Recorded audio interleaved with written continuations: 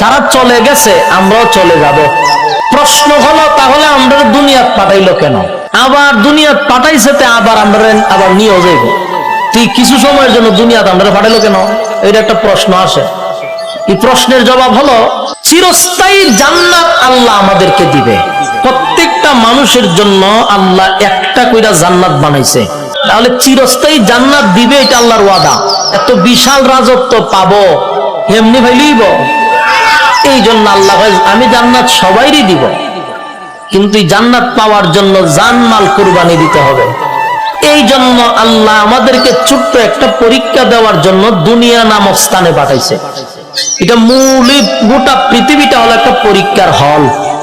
এই হলের ভিতরে পাঠাইছে আমাদেরকে পরীক্ষা দেওয়ার জন্য। পরীক্ষা চলবে দুনিয়ায়, রেজাল্ট আউট হবে পরকালে। রেজাল্ট বাহির হওয়ার পরে বুঝবা তুমি কি আকামটা করছিলা। এই জন্য আল্লাহ দুনিয়াতে কাউকে বাধা দেন, স্বাধীনতা দিয়া দিছে।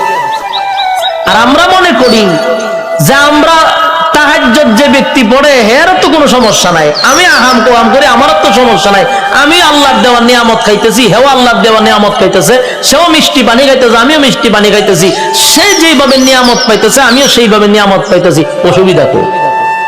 কিন্তু এটা বুঝতেছি না যে আমরা তো পরীক্ষার হলে আছি, সবাইরই সুযোগ সুবিধা এক সমান। গান লেখার পরও যদি কাগজ কেউ ফিল আপ করে, তারে কাগজ চাওয়া মাত্র আরেকবার দেয়। সঠিক উত্তর লেখার পরে কাগজ ফিল আপ করলে তারও আবার কাগজ দেয়, সমান হলের ভিতরে। কিন্তু রেজাল্টের সময় বোঝা যাবে কে কতটুক করছে। আল্লাহ কয় আমি রেজাল্ট দিব পরকালে, পরীক্ষা নিব দুনিয়ায়। এই পৃথিবী চিরস্থায়ী, বলুন চিরস্থায়ী? সবে মাত্র একটা পরীক্ষার হল। পরীক্ষা দিতে যতটুকু সময় লাগে ঠিক অতটুক সময়